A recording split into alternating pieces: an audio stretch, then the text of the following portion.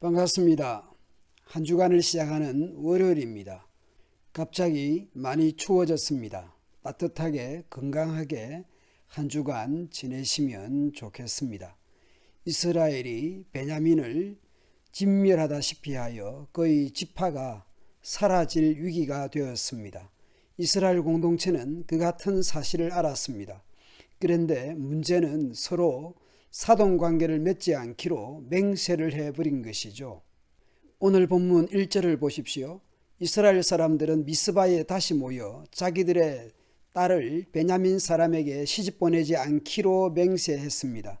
총회로 모여서 이런 결정을 했으니 스스로 그 결정을 뒤엎을 수는 없고 그러다 보니 돌이킬 수 없는 상황이라는 것을 확인하게 됩니다.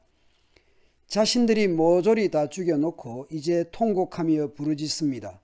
이스라엘 백성은 베델로 올라가 날이 저물 때까지 하나님 앞에 앉아 소리 높여 통곡하며 이스라엘의 하나님 여호와여, 어쩌다가 이스라엘에 이런 일이 일어났습니까? 한 지파가 이스라엘에서 빠져나가게 하였습니까?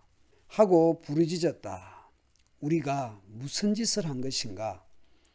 6절에서는 베냐민 지파 사람들에 대해 마음 아프게 생각하며 이렇게 말하였습니다. 이제 이스라엘은 한 지파를 잃었다. 잃은 것이 아니라 죽인 것이죠. 분노와 적개심을 불태우며 형제를 죽이는 자리로 가는 것이었습니다. 정의 실현을 한다면서 더 나쁜 결과를 가져올 수 있습니다. 죽일 때는 승리한다며 좋아해놓고 막상 모조리 죽이다시피 했으니 이젠 죽었다고 난립니다. 내가 죽여놓고 하나님께 통곡하는 것은 무엇입니까? 오늘 본문에서 두 가지의 맹세가 있습니다. 둘 다 부정적 맹세입니다.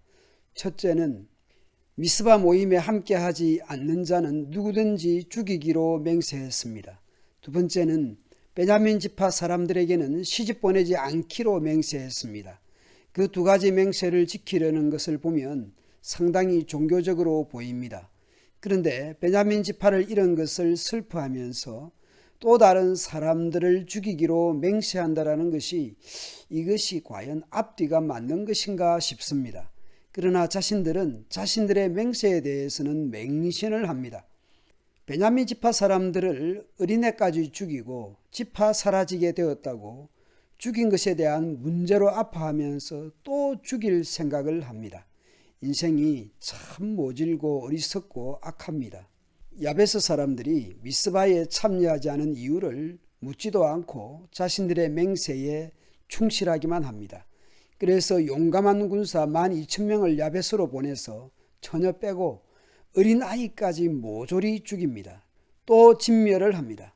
그리고 처녀들은 전리품처럼 살려서 데리고 옵니다. 그래서 그들은 야베스 주민 중에 남자와 한 번도 잠자리를 같이 하지 않은 처녀 400명을 찾아 가나안 땅에 있는 실로의 진지로 데려왔다. 이 실로에는 회막이 있었던 곳이죠. 장소적으로 성지인 셈입니다. 맹세에 충실하고 실로로 모이고 그러니 겉으로는 상당히 종교적으로 보입니다. 그러나 그들이 하고 있는 것은 무엇입니까? 죽이고 진멸하고 진멸하는 것이 과연 옳은 신앙일까 싶습니다. 살리고 그런 방향으로 가야 하는데 죽이고 정의 실현으로 맹세 실현으로 명분 있는 전쟁을 하는 것처럼 보이지만 과연 그런가 질문할 수밖에 없습니다. 우리가 옳다고 믿는 신념, 정의가 과연 무엇을 위한 것인가 생각해 보아야 합니다. 무엇보다 하나님이 기뻐하시는 일일까 생각해 보아야 합니다. 하긴 그때는 왕이 없고 자기 좋을 대로 살았던 시대였습니다. 자기 신념에 충실하고 자기 좋은 대로 했던 시대입니다. 여호와 하나님을 왕으로 생각하지 않고 레위인들마저 타락하여 말씀을 제대로 가르치지 않았던 시대였습니다. 사무엘상의 표현을 빌리면 말씀이 희귀하던 시대에 무슨 기대할 것이 있겠습니까? 유튜버든 어디든 마음만 먹으면 쉽게 말씀과 교훈을 접할 수 있습니다. 그러나 듣기가 힘들 수 있습니다.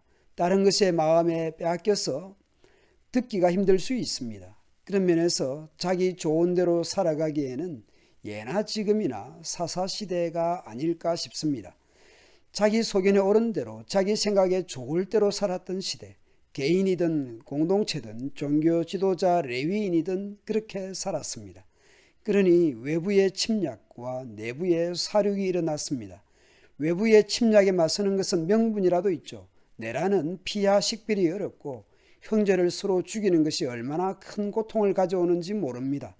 남하고는 싸워도 그대로 남입니다. 형제가 서로 총칼로 싸우면 적보다 더 나쁜 적이 될 수 있습니다.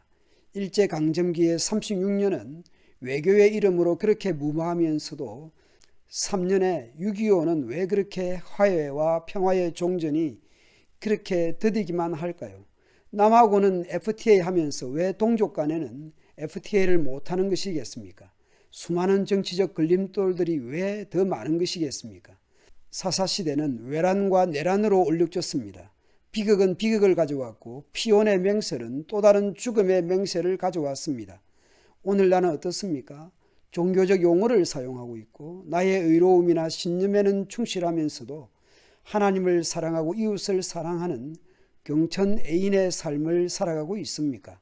추워지는 날씨에 한 주간의 삶이 하나님을 경외하며 다른 사람에게 도움과 친절과 사랑을 베풀며 살아가면 좋겠습니다.